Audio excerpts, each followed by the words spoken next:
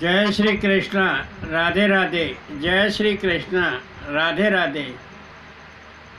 श्री राधे गोपाल श्री राधे, भज मन श्री राधे। श्री राधे गोपाल श्री राधे, भज मन श्री राधे। श्री राधे श्री राधे श्री राधे, श्री राधे श्री राधे श्री राधे, भज मन श्री राधे। श्री राधे गोपाल श्री राधे, भज मन श्री राधे। श्री राधे श्री राधे श्री राधे, श्री राधे श्री राधे श्री राधे, भज मन श्री राधे। श्री राधे गोपाल श्री राधे, भज मन श्री राधे।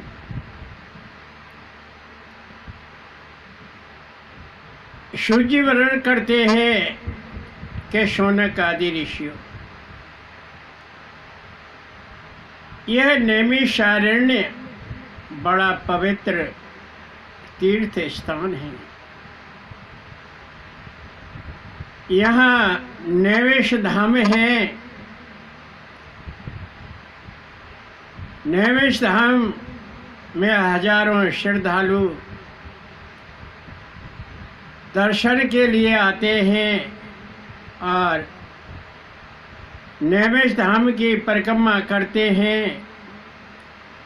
एक निमेष कुंड भी है, उसका जल लेकर अपने घर ले जाते हैं। शिव जी वर्णन करते हैं कि शौनक आदि ऋषियों, आप बड़ी अद्भुत एवं पवित्र अमर कथा का श्रवण कर रहे हैं।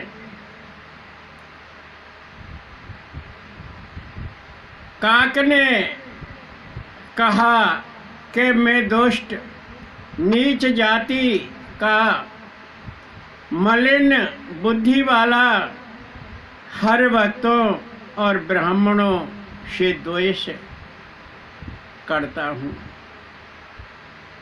मुझे ऐसा देखकर गुरु ब्राह्मण दुखी तो होते हैं, परंतु मुझे कभी डांटते नहीं। मेरे पे बड़ी कृपा दृष्टि रखते हैं और मुझे पुत्रवत होकर शिक्षा देते हैं।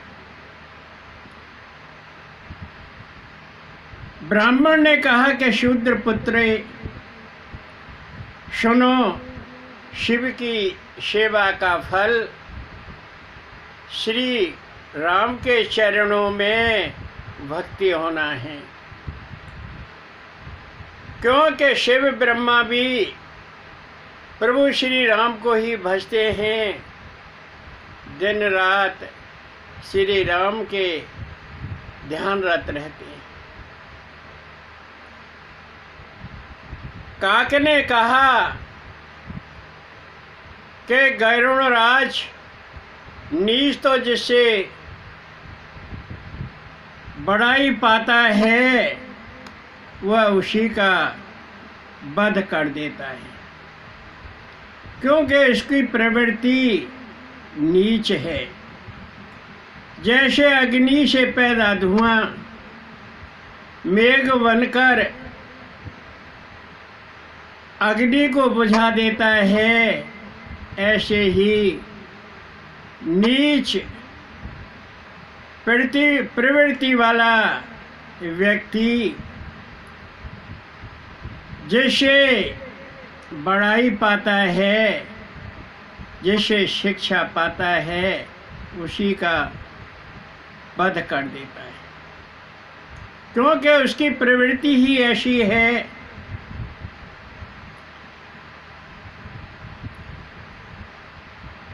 पक्षीराज गरुड़ परामत व्यक्ति दुष्ट से न तो कलह और न प्रेम ही अच्छा समझता है, क्योंकि उसकी प्रवृत्ति नीच की है।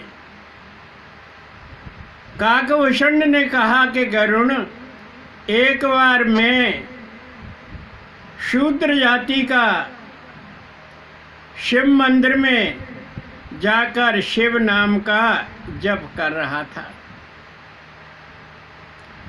और मंदिर में गुरु ब्राह्मण जो मुझे शिक्षा दे रहे थे वो भी आए, परंतु अभिमानवश मैंने उन्हें प्रणाम नहीं किया।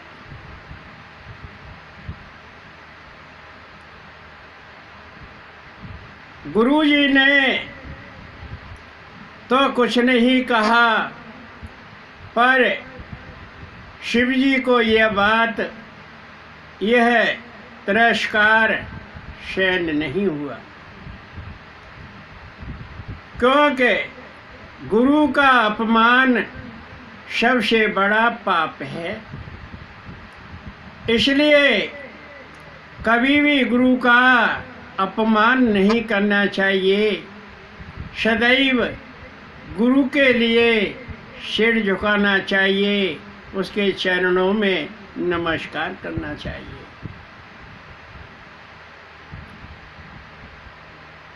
तो ब्राह्मण गुरु ने तो कुछ नहीं कहा और शिवजी को यह बात सहन नहीं हुई कि इसने गुरु का अपमान किया है। तुरंत आकाशवाणी हुई और आकाशवाणी ने कहा कि शूद्र पुत्र, तुझको शाप दूंगा, तूने गुरु का अपमान किया है, तू त्रियक योनि में जन्म पा। त्रियक योनि पाकर जीव रौरव नरक को प्राप्त करता है और दसियों हजार वर्ष तक नरक में दुख यातनाएं प्राप्त करता है। शिवजी वर्णन करते हैं कि शौनक आदि ऋषियों गुरु के सामने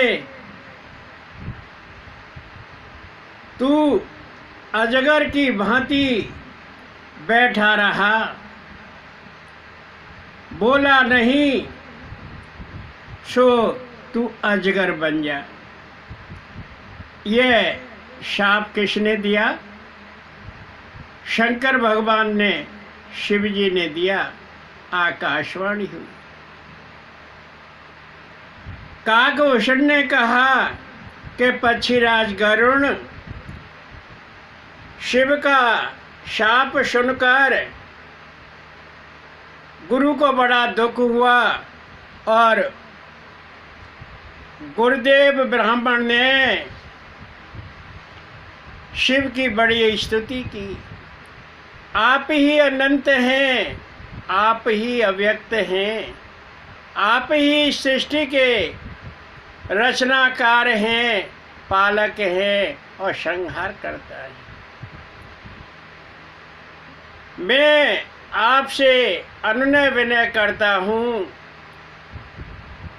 कि भगवान शिव, इस दीन शूद्र पर आप कृपा कीजिए। थोड़े समय में इसका यह शाप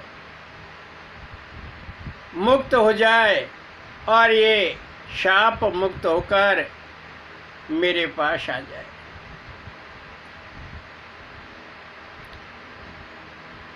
शिवजी वर्णन करते हैं कि शौनक आदि मुनियों,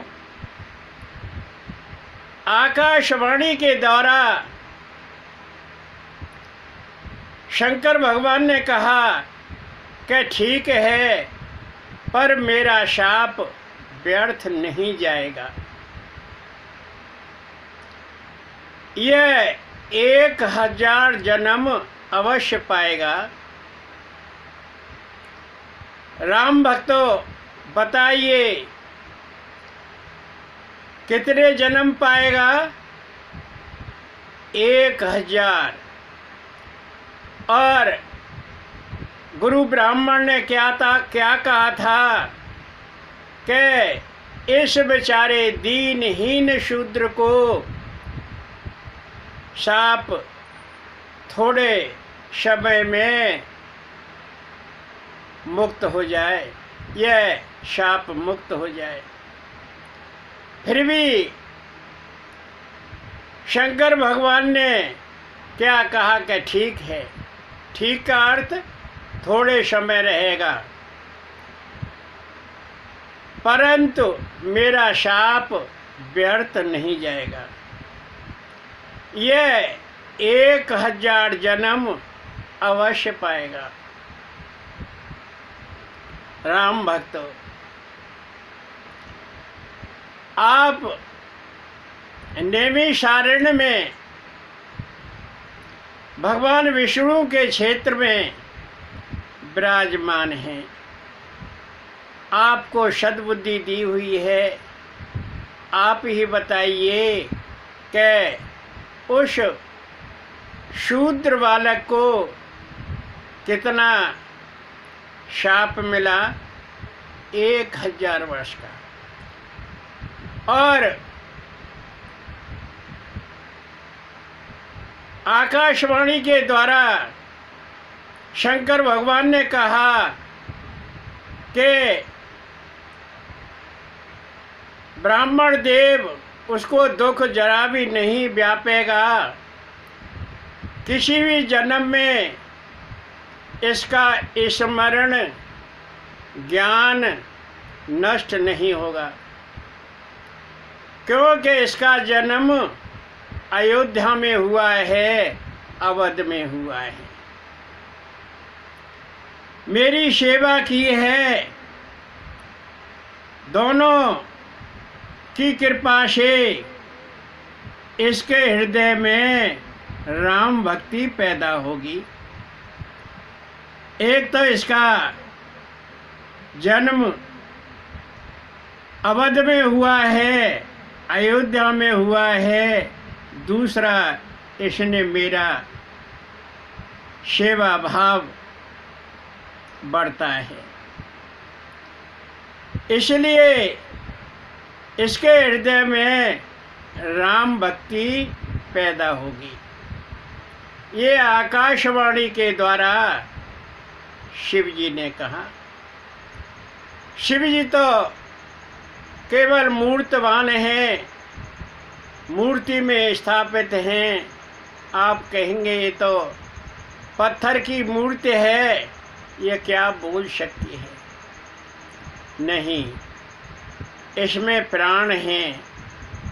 यह सब देखती है और सब सुनती है और सब कुछ कहती है। शूद्र पुत्र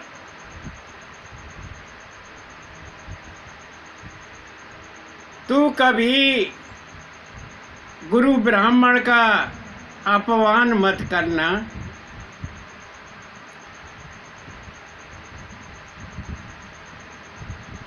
और आकाशवाणी ने क्या कहा कि मेरा आशीर्वाद है, तेरी अबाध गति होगी, तू कहीं भी आ जा सकता है। काकभूषण ने कहा कि पक्षीराज गरुण, तब मैं शूद्र जाति से विंध्याचल में जाकर अजगर सर्प बन गया, शूद्र का शरीर त्याग दिया और मैंने अजगर सर्प की योनि प्राप्त कर ली।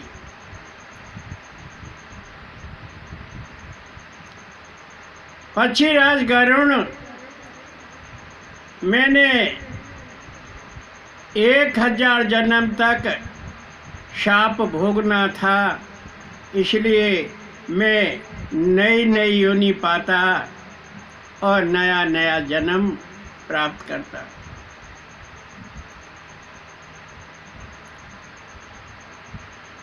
मुझे न तो कोई कष्ट हुआ और न मेरी स्मृति ही नष्ट हुई।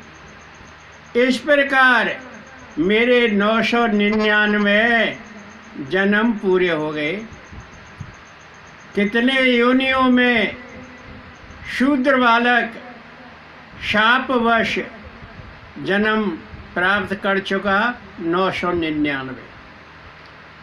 कितने जन्मों का शाप था, 1000 जन्मों का। 1000वां यानी अंतिम जन्म मैंने ब्राह्मण का शरीर पाया। तब मैं भगवान श्री राम की लीलाएं कहता रहता, सुनता रहता।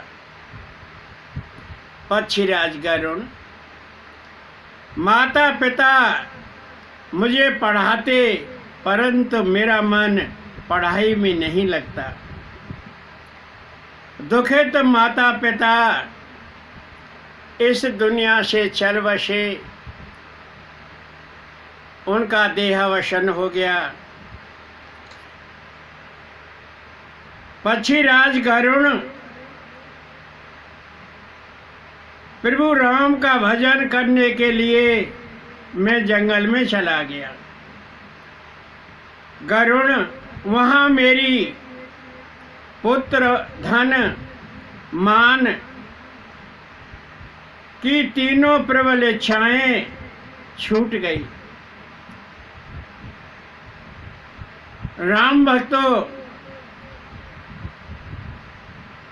मनुष्य की 3 इच्छाएं प्रबल होती हैं। एक पुत्र, दूसरा धन और तीसरा मान। ये मनुष्य की 3 इच्छाएं बड़ी प्रबल हैं और इन्हीं को प्राप्त करने में यह कलयुगी मनुष्य दिन रात लगा रहता है, उद्योग करता रहता है, श्रम करता रहता है, पसीना आ जाता है, धूप ताप में लगा रहता है, फिर भी कर रहा है। थक गया है, फिर भी श्रम कर रहा है, क्या उसे धन प्राप्त हो जाए। बस मेरे मन में एक ही जिज्ञासा थी, लालसा थी कि प्रभु श्री राम के चरण कमलों में सगुण रूप में शरणागति प्राप्त करूं। अर्थ हुआ कि मैंने 1000वां जन्म प्राप्त किया है, राम की भक्ति करता हूँ।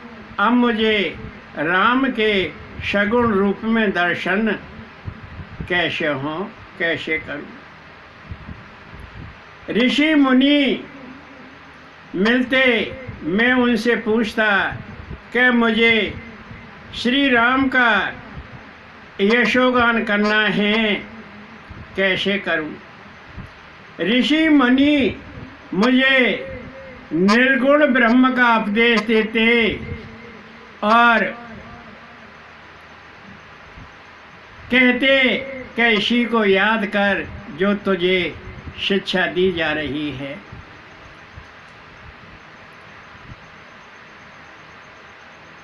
एक बार सुमेर गिर पर बड़ वृक्ष की छाया में लोमश ऋषि बैठे हुए थे।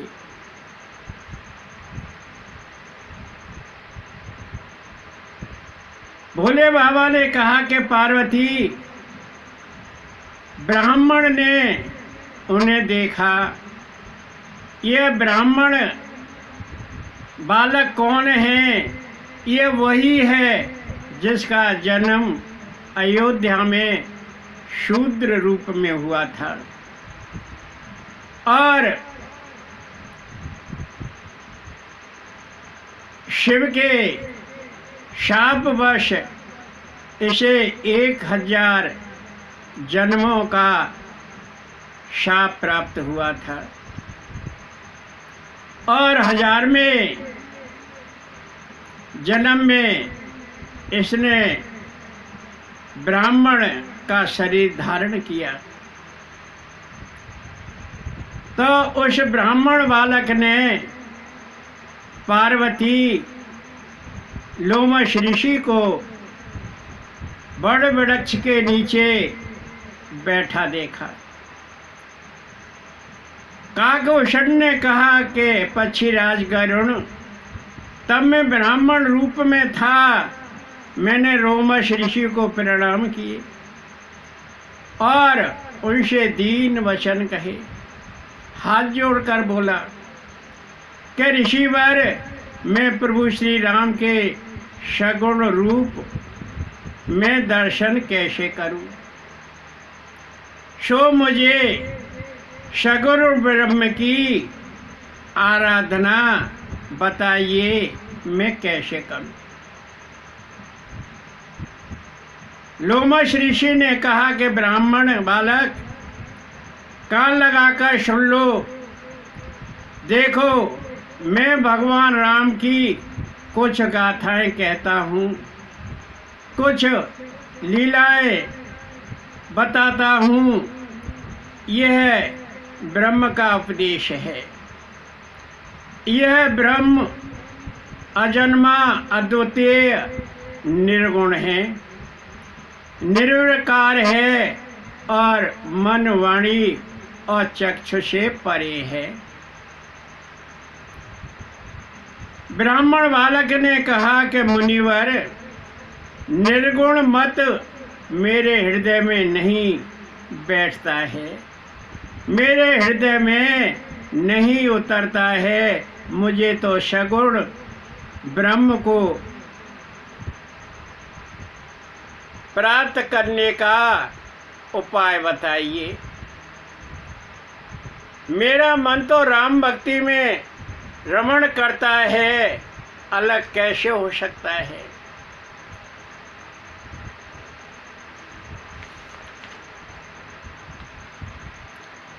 आइए कुछ गुनगुना लेते हैं। मेरा आपकी कृपा से सब काम हो रहा है, करते हो तुम कन्हैया, मेरा नाम हो रहा है। मेरा आपकी कृपा से सब काम हो रहा है, करते हो तुम कन्हैया, मेरा नाम हो रहा है। मेरा आपकी कृपा से सब काम हो रहा है। पतवार के बिना ही मेरी नाव चल रही है, पतवार के बिना ही मेरी नाव चल रही है। हैरान है जमाना, हैरान है जमाना, मंजिल भी मिल रही है। करता नहीं मैं कुछ भी, करता नहीं मैं कुछ भी, सब काम हो रहा है। करते हो तुम कन्हैया, मेरा नाम हो रहा है।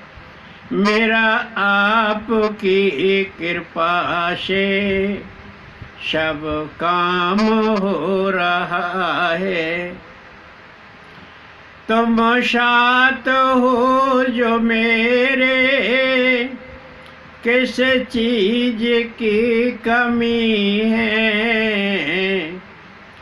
तुम साथ हो जो मेरे, किस चीज की कमी है। किसी और चीज की अब, किसी और चीज की अब दरकार ही नहीं है। करते हो तुम कन्हैया, करते हो तुम कन्हैया, मेरा नाम हो रहा है। मेरा आपकी कृपा से सब काम हो रहा है। मैं तो नहीं हूँ काबिल, तेरा पार कैसे पाऊँ। मैं तो नहीं हूँ काबिल, तेरा पार कैसे पाऊँ। टूटी हुई वाणी से, टूटी हुई वाणी से गुणगान कैसे गाऊं। तेरी प्रेरणा से ही ये कमाल हो रहा है। करते हो तुम कन्हैया, मेरा नाम हो रहा है। मेरा आपकी कृपा से सब काम हो रहा है। करते हो तुम कन्हैया, मेरा नाम हो रहा है। तो ब्राह्मण बालक ने कहा कि मुनिवर, मुझे वही उपदेश दीजिए जिससे मैं श्री राम को अपनी आँखों से देख सकूं। मुनिवर, पहले मैं भगवान श्री राम को देखूंगा, फिर आपका निर्गुण उपदेश सुनूंगा। भोले बाबा ने कहा कि पार्वती, फिर तो लोमश ऋषि बड़े अमर्ष में भर गए, बड़े क्रोध में भर गए और कहने लगे कि ब्राह्मण बालक, मैं तो तुझे उत्तम शिक्षा देता हूँ, उत्तम विद्या सिखाता हूँ और तू तर्क पे तर्क करता है। मेरे सत्य वचन पर तू विश्वास नहीं करता। कौवा की भांति सत्य से डरता है और बड़ी कांव कांव करता रहता है। राम भक्तों, लोमश ऋषि ने क्या कहा कि तू सत्य वचन से दूर रहता है, उस पर विश्वास नहीं करता है और कौवा की भांति क्या करता रहता है?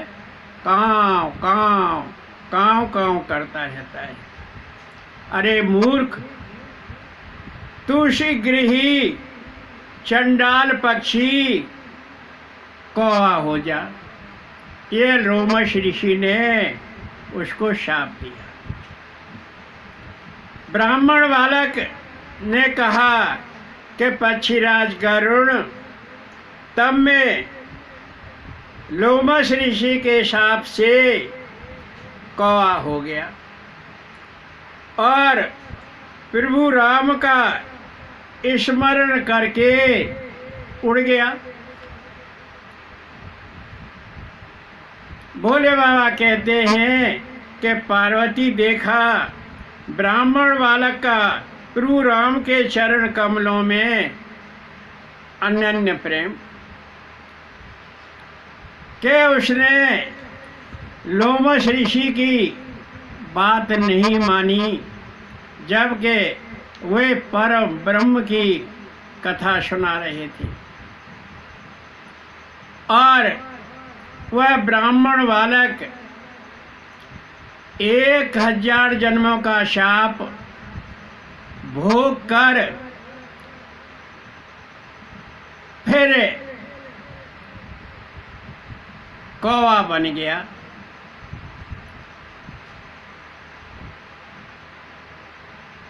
सच्चा प्रेम तो क्रोध, काम एवं आसक्ति रहित होता है। पार्वती देखा, कौवा ने कहा कि पक्षीराज गरुण, उसमें मुनि लोमस का दोष नहीं था, प्रभु राम ने ही मेरी परीक्षा ली थी, मेरी वीक्षा कही थी। भोले बाबा ने कहा कि पार्वती, भगवान राम ने मुनि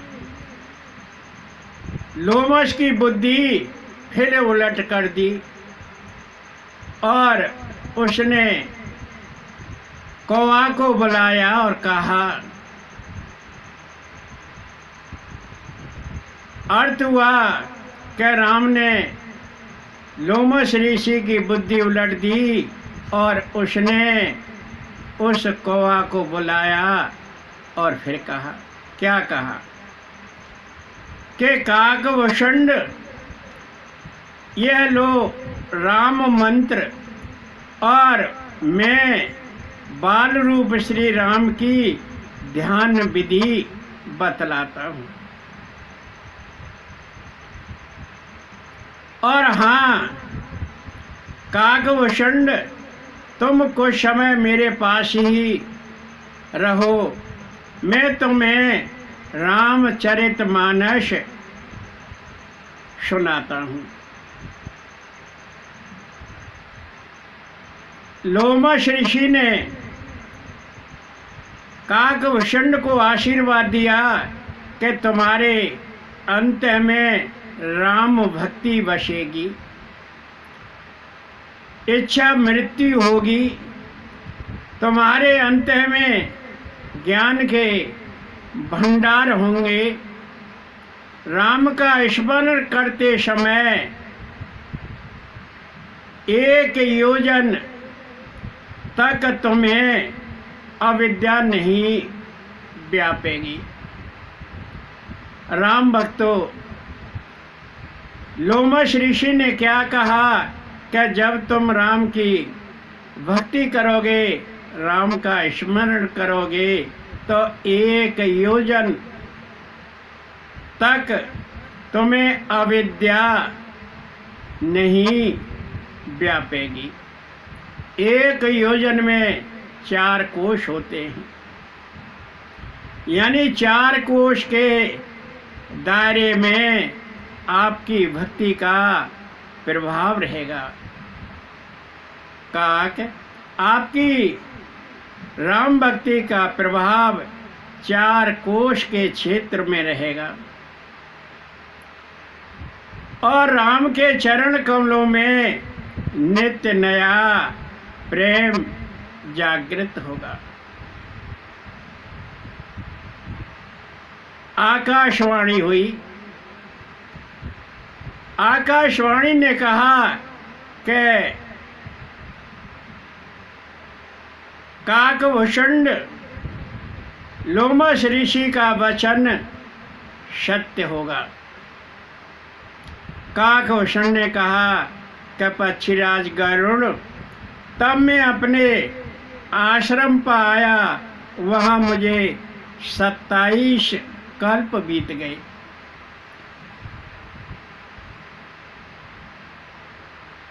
राम भक्तों कितने कल्प बीत गए? 27 कल्प। और एक कल्प कितना होता है बताइए? एक कल्प कितना होता है? 1000 चतुर्युग का। क्योंकि ब्रह्मा जी का एक दिन 1000 चतुर्युग का होता है, और वो ब्रह्मा जी का एक दिन एक कल्प कहलाता है। और इस प्रकार काकभूषण के कितने कल्प बीत गए? 27 कल्प। आश्रम पर मैं राम गुण गाता रहता और पक्षियों को सुनाता रहता। काकभूषण ने कहा कि पक्षीराज गरुण, मैं बरगद के वृक्ष के नीचे राम कथा कहता रहता और पक्षियों को सुनाता रहता। जब जब प्रभु राम अयोध्या में भक्तों के लिए मनुष्य शरीर धारण करते, तब तब मैं भी अयोध्या में जाकर रहता और प्रभु श्री राम की बाल लीला देखकर सुख पाता। बाल रूप को देखकर, बाल रूप श्री राम के साथ खेलकर मैं अपने आश्रम पर वापस आ जाता। पक्षीराज गरुण, काक शरीर, कौवा का शरीर मुझे बहुत प्यारा लगता है, क्योंकि इसी शरीर से मुझे प्रभु श्री राम के चरण कमलों में शिव प्रेम प्राप्त हुआ है। मैं हट करके सगुण भक्ति पक्ष पर अड़ा रहा। ऋषि मुनियों ने निर्गुण ब्रह्म की उपासना करने के नियम यम बताए, उपाय बताए, परंतु मैंने उनके सामने एक ही बात रखी कि मुझे सगुण राम के दर्शन करने हैं, मुझे सगुण भक्ति का उपाय बताइए। और मैं लोमस ऋषि से भी इसी बात पर अड़ा रहा, जिससे लोमस ऋषि ने मुझे शाप दिया, और उसका फल ये हुआ कि जो मुनियों को भी दुर्लभ है, ऋषियों को भी दुर्लभ है, संतों को भी दुर्लभ है। हजारों हजारों वर्ष जंगल में रहकर तप आराधना करते हैं, परंतु प्रभु श्री राम के दर्शन नहीं होते। अपने शरीर को कष्ट देते हैं, अपने शरीर को तपाते रहते हैं, परंतु प्रभु श्री राम के साक्षात रूप में दर्शन नहीं होते। पक्षीराज गरुण, मैं सच बात कहूँ, जो लोग भक्ति को